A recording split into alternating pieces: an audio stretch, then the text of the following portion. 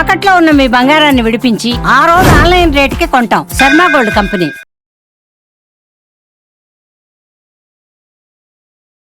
నమస్తే, welcome to Suman TV. ప్రస్తుతం live కాల్లో జాయిన్ అయ్యారు business analyst doctor Nandi Rameshwar Rao గారు. సార్తో మాట్లాడదాం. రామేశ్వర గారు నమస్కారం సార్. నమస్కారం అండి. రామేశ్వర గారు, గోల్డ్ అలాగే సిల్వర్ ఈ రేట్స్, ఈ రెండు వస్తువులకు సంబంధించిన రేట్లు షాకుల మీద షాకులు ఇస్తున్నాయి సార్. నిన్న పెరిగినట్టే పెరిగి ఇవాళ డమాలని పడిపోయినటువంటి పరిస్థితుంది. ఇప్పుడు నేను మీతో మాట్లాడుతున్నటువంటి సమయంలో 9,650 రూపాయలు తగ్గింది. 1,69,200 రూపాయలు ఉంది సార్ 24 క్యారెట్స్ గోల్డ్. అలాగే సిల్వర్ వచ్చేసరికి సార్ 20,000 తగ్గింది సార్. నిన్న 30,000 వరకు పెరిగినటువంటిది 20,000 ఇప్పుడు తగ్గినటువంటి పరిస్థితి ఉంది. 4,05,000 ఉంది సిల్వర్. ఏంటి సార్ ఇంత ఒక్కరోజు తేడాలో ఇంత భారీ పతనం? గతంలో ఎప్పుడూ కూడా లేనటువంటి సిచ్యువేషన్ ఎందుకుంది? మీడియా వాళ్ళే కారణం. ఎందుకంటే మనకి జనవరి 2025లో అమెరికన్ ప్రెసిడెంట్ కొత్తగా వచ్చారు, సెకండ్ టైం.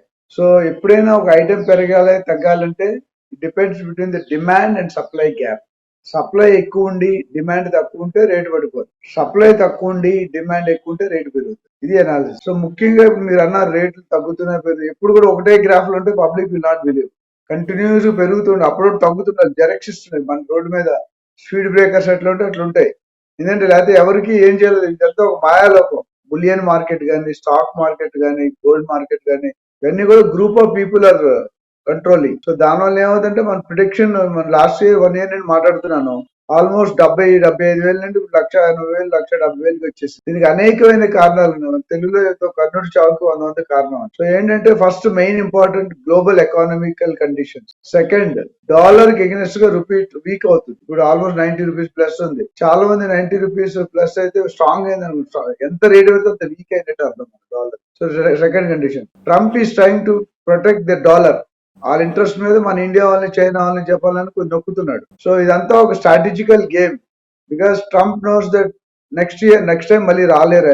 అయిపోయింది, 2 terms అయిపోయింది, ఏజ్ కూడా అయిపోయింది. సో ఈ ఉన్న 3-4 సంవత్సరాల్లో నేను ఎంత మాక్సిమం చేయగలను, నా పేరు చిరస్థాయి స్థాయిలో అంటే చిరకాల స్థాయిలో ఉండిపోవాలి అనేది ఈ trying to rewrite the 150 years లో ఉన్న డెసిషన్ అన్ని మారిపోతున్నాయి. అదే గుడ్ అయినా బ్యాడ్ అయినా సంచలనం కోసం ప్రయత్నం చేస్తున్నాడు, అంతేనా? అంతే. ఇప్పుడు ఎవ్రీడే న్యూస్ లో ఉండాలి. ఇప్పుడు మీరు న్యూస్ లో ఉండాలనుకోండి, మీకు వచ్చి గెస్ట్ కొట్టారు, మీరు హైలైట్ పడిపోతారు. డీసీలోను ఈనాడు హైలైట్ ఫలానా వల్లి కొట్టాడు అని. So that's easy. Getting bad name is easy, getting good name is very tough. మూడో కారణం ఏంటంటే ఓన్ అమెరికన్స్ వాళ్ళే వ్యతిరేకంగా ఉన్నారు ట్రంప్ కి ఎగనెస్ట్ గా. బికాస్ బైఅవుట్ స్కీమ్ అని పెట్టి ఉద్యోగాలు తీసేస్తా ఉన్నారు, గవర్నమెంట్ ఉద్యోగాలు. రెండోది చూసుకుంటే tariff rate very important. 50% India మీద విధించారు. నిన్నగాక మొన్న మదర్ ఆఫ్ డీల్స్ అని ఇండియాకి, యూరోపియన్ కంట్రీస్ కి అయింది. వాళ్ళ నుంచి ట్యాక్సులు తగ్గి ఈ రోజు మనం చూసుకుంటే 66% నుండి 150% ట్యాక్సులు ఉన్నాయి మనకి, ఇంపోర్ట్స్ కి ఎక్స్పోర్ట్ కి, బిట్వీన్ ఇండియా అండ్ యూరో. అలాంటి దాన్ని మన వాళ్ళు డెసిషన్ ఏమంటారంటే ఆ 150% 40%, మీద 66% 10% తెచ్చాలనే ప్రయత్నం తీవ్రంగా జరుగుతుంది. సో దాన్ని బట్టి మీరు చూసుకుంటే ఇట్స్ ఎ గుడ్ సైన్. అట్లనే యూరోపియన్ కంట్రీస్ లో కూడా అదే వర్క్ చేస్తుంది. కాబట్టి ఈ ప్రపంచ పరిస్థితులన్నీ చూసిన తర్వాత ఇప్పుడు బాగా తగ్గుతున్నటువంటి నేపథ్యంలో ఇంకా తగ్గే అవకాశం ఉందా సార్? బంగారం దాదాపు ఇంకా 1,20,000కి 1,30,000 వరకు అట్లా ఆ స్థాయిలో తగ్గే అవకాశం ఏమైనా కనిపిస్తుంది అంటారా? టూ ఎర్లీ టు టెల్ అండి. ఇంకొక 3.5 ఇప్పుడు వచ్చేది పెళ్లిళ్ళ సీజన్ కాబట్టి మార్కెట్ చేసుకుంటారు. యాజ్ లాంగ్ ఎస్ ట్రంప్, మీరు ఆ క్వశ్చన్ ఆన్సర్ చెప్పాలంటే ట్రంప్ క్యాబినెట్ లో నాకు పొజిషన్స్ కనుక్కొని చెప్తాను. Too early to tell. So అయితే ఇంకో ప్రిడిక్షన్ ఏంటంటే 70,000 కాస్త 1,80,000 అయింది. డెఫినెట్ గా 2 to 2.5 lakhs అనేది రీచ్ అవుతుంది. కానీ ఇదంతా ఆర్టిఫిషియల్ హైప్. నాకు తెలిసిన కొద్ది నాలెడ్జ్ ఆర్టిఫిషియల్ హైప్. అంటే మన రియల్ ఎస్టేట్ రేట్ కూడా ఎలా పెరిగా మీరు చూసారు గత లాస్ట్ 10 years లో. అదే విధంగా ఇంకో కారణం, యుద్ధాల వల్ల ఏమవుతుందంటే ఫెడరల్ రిజర్వ్స్ బయటకు వస్తాయి. ప్రతి కంట్రీ కూడా రిజర్వ్స్ అనేది ఉంటుంది. మన ఇండియాకి కానీ, పాకిస్తాన్ కానీ, అమెరికా కానీ, రష్యా. మన India, China, Japan, Russia super powers అయిపోతున్నారు. అమెరికన్ ప్రెసిడెంట్ డైజెస్ట్ చేసుకోలేకపోతుంది. ఎందుకంటే మనకు చెప్పు కింద కాలు కింద చెప్పు లాగే ఉండాలనుకుంటుంది. కానీ ఇండియా అలా లేదు. 50% కంటే 100 దేశం యూ కెన్ సర్వైవ్ అని మోడీ గారు ప్రూవ్ చేయడానికి ట్రై చేస్తారు. సో మెటల్ కాస్ట్ పెరిగిపోతుంది. Input cost of metal trading అంటే ఇప్పుడు బంగారం అన్న సిల్వర్ ఓన్లీ బంగారం ఉండదు. దాంట్లో మిగతా అల్యూమినియం, సిల్వర్, కాపర్, బ్రాంజ్ ఇవన్నీ కూడా కొంత పోర్షన్ ఉంటాయి. ఎప్పుడైతే మెటల్ రేట్ ఇన్పుట్ కాస్ట్ పెరుగుతుందో అప్పుడు అవుట్పుట్ కాస్ట్ కూడా పెరుగుతుంది. ఇది ఒక reason. So inflation, immigration, jobs lose అవడం, వీసా పోస్ట్ పోన్ చేయడం. So these all are some of the reasons to weaken the rupee.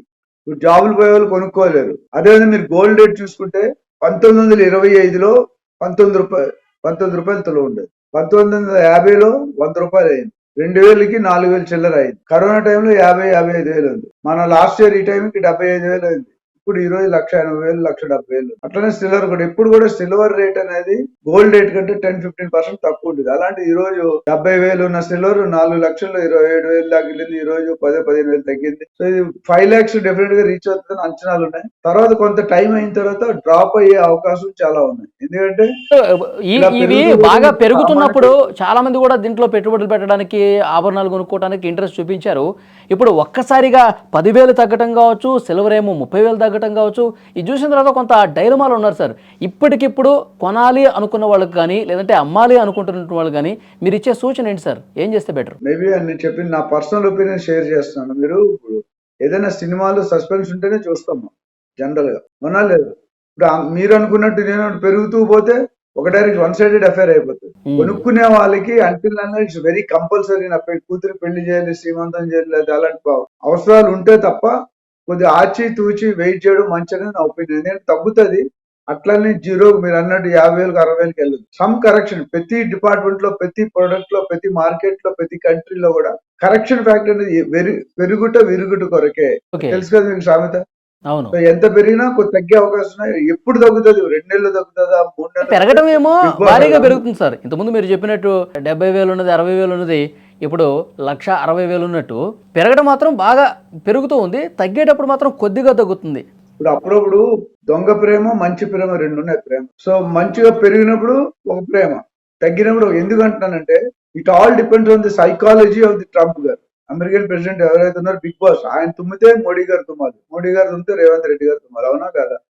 మొత్తం entire world economy is run by మన ట్రంప్ గారు. So is trying to create a mystery and history. ఆయన history అనుకుంటే నేను mystery అంటున్నాను. ఎందుకంటే ఆయన తీసుకున్న జో బైడెన్ గారు 4 సంవత్సరాలు సైన్ చేసిన జీవోలన్నీ కూడా, ఈవో ఎగ్జిక్యూటివ్ ఆర్డర్స్ అన్ని కూడా 1 year లో సైన్ చేస్తాడు. Engineer from America is from India. Every 4th engineer from India is from south. Every 4th engineer from south is from United Andhra Pradesh. ఇది మన అనాలిసిస్. అవి డాక్టర్లు కావచ్చు, ఇంజనీర్లు కావచ్చు, రెస్టారెంట్ బిజినెస్ ఓనర్స్ కావచ్చు. సో మీరు చూసుకుంటే ట్రంప్ కి ఎంత లాస్ ఉంటుంది ఈ సంవత్సరంలో? ఇండియన్ పేరెంట్స్ కి దాదాపు 55,000 కోట్లు మిగిలి అంతమంది డ్రాప్ అయ్యారు. సగటున చూసుకుంటే ప్రతి 20 నిమిషాలకు ఒక ఆయన బార్డర్ దాడుతున్నారు. ప్రతి రోజుకి 65 మంది, ప్రతి సంవత్సరానికి 4,300 మంది వెళ్తున్నారు. సో ఆ క్వాంటిటీని తగ్గియాలని అనుకుంటారు ట్రంప్ గారు. దానివల్ల ఏమవుతుందంటే ఈ country bilateral relationship between 2 countries, ఆ 2 countries అనేది మనం మంచిగా అనుకుంటే వాడు ఇప్పుడు ఎవరైతే ఇండియాకి సపోర్ట్ చేస్తున్నా వాళ్ళు దొక్కేడు. మనకి వెనెజులా చూసుకుంటే బెడ్రూమ్ లో ప్రైవసీ రూమ్ కి వెళ్ళి అరెస్ట్ చేసి ఈ తారీఫ్ మళ్ళీ భయపెడుతున్నారు. మీరు 50% చెప్పినట్టు 100% చేస్తారు. చైనాకి పాకిస్తాన్ తక్కువ, మనకి ఎక్కువ. So there are so many internal politics. So ఇది ఎక్కడికి వెళ్తుందంటే చెప్పడం కోసం, బట్ పెరగడం అనేది అంత మంచి సూచన కాదని నా ఉద్దేశం. యుద్ధ పరిస్థితులు కూడా కొంతగా కనిపిస్తున్నట్టుగా ఉన్నాయి కదా సార్. రష్యా యుక్రెయిన్ మధ్య ఏదో సానుకూలమైన చర్చలు జరుగుతున్నాయన్నట్టుగా ఒక చర్చ వినిపిస్తోంది. అది కూల్ అయిపోతే చాలా వరకు ఆ ఎఫెక్ట్ ఎట్లా ఉంటుందంటారు? అది నేను ఇప్పుడు ఇండియా పాకిస్తాన్ అన్నట్టు పాకిస్తాన్ ఇంకో 15 రోజులు మనం యుద్ధం చేస్తే బ్యాక్ గ్రఫ్ట్ అయిపోయింది పాకిస్తాన్. అందుకని వాళ్ళు సరెండర్ అయిపోయింది. దాని ఏమంటాడు, నేను చెప్తేనే ఆగారంటారు. ఫ్యాక్ట్ అది కాదు. ట్రంప్ గారు చెప్తే ఆగలేదు, మనం డెసిషన్ తీసుకున్నాం కాబట్టి ఆగాం. సో ఈ యుద్ధాలు అనేది క్రియేట్ చేయబడుతున్నాయి. ఆటంతలా రావట్లేదు యుద్ధాలు. పొలాలు పెట్టుంటారు సాడీలు చెప్పి, వీడు కాడు వాడు గీడు చెప్పి మధ్యలో గేమ్ ఆడుతున్నాం. సో దీనివల్ల మన ఇద్దరం కొట్టుకుంటే ఆ స్ట్రాంగ్ అవుతుంది అవతల పక్క. So that's the intention. So యుద్ధాలు దగ్గర కొద్ది చేంజ్ ఉండొచ్చు, బట్ మేబీ ట్రంప్ గారు కూల్ థింకింగ్ వస్తే డెఫినెట్ గా దేర్ విల్ బి చేంజ్ అనేది నా అభిప్రాయం. ఓకే, ఆయన కూల్ థింకింగ్ వస్తే బంగారం వెండి ఎట్లా ఉంటుంది సార్? పెరుగుతుందా తగ్గుతుందా అంటారా? లేదు తగ్గుతుందండి. ఎందుకంటే ఈ రోజు ఆయన మాక్సిమం వాట్ ఈస్ సుప్రిమసీ అంటారు. అంటే ఆయన డాలర్ రేటు మిగతా అన్నింటి కంటే స్ట్రాంగ్ ఉండాలి అనేది ఆయన తప్పరా.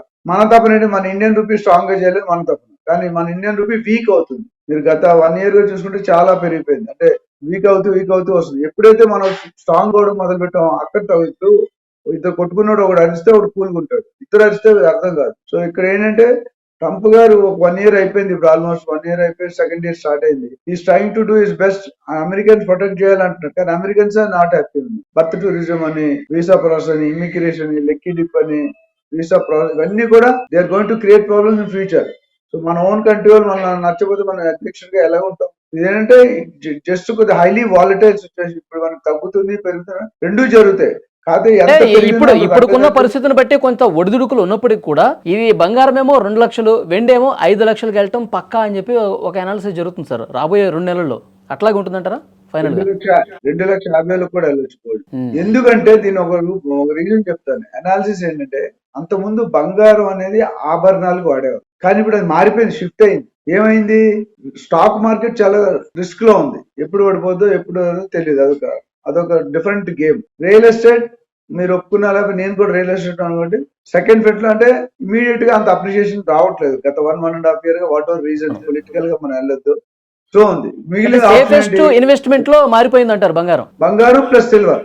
ఎందుకంటే నేను అంతకుముందు మన మీ ఛానల్లో చెప్పాను, ప్రతి సామాన్యుడికి కూడా ఒక 100-200 జాగా ఉండాలి, ఒక పావు కేజీ 1 kg గోల్డ్ ఉండాలి. ఇప్పుడైతే పావు కేజీ 1 kg సిల్వర్ కూడా ఉండాలని చెప్పి, ఎందుకంటే గోల్డ్ ని మించిపోయింది సిల్వర్. ఎందుకంటే అసెట్స్ రేపు పొద్దున మనకి ఏదైనా ఎమర్జెన్సీ డబ్బులు కావాలనుకుంటే రియల్ ఎస్టేట్ లోనో లేదా స్టాక్ మార్కెట్ లో రావు. గోల్డ్ అనేది ఎక్స్చేంజబుల్, మీరు ఇవ్వగానే నెక్స్ట్ సెకండ్ మీ డబ్బులు వచ్చేస్తాయి. సో ఓవరాల్ గా ఈ పాయింట్లు వల్ల రీజన్ వాళ్ళు పెరుగుతూ ఉంది. బట్ డెఫినెట్ గా ఇవాళ రేపు కొంతకాలం పెరిగినా మళ్ళీ తగ్గే అవకాశాలు చాలా బాగా కనిపిస్తున్నాయి. 20% తగ్గుతుందా, 30% తగ్గుతుందని చెప్పడం టూ ఎర్లీ. చూద్దాం సార్ నెక్స్ట్ ఎట్లా ఉండబోతుందో, సమీప భవిష్యత్తులో హెచ్చుతగ్గులు ఏ విధంగా ఉండబోతున్నాయి మళ్ళీ ఒకసారి మనం మాట్లాడదాం sir. Thank you very much sir. Thank you.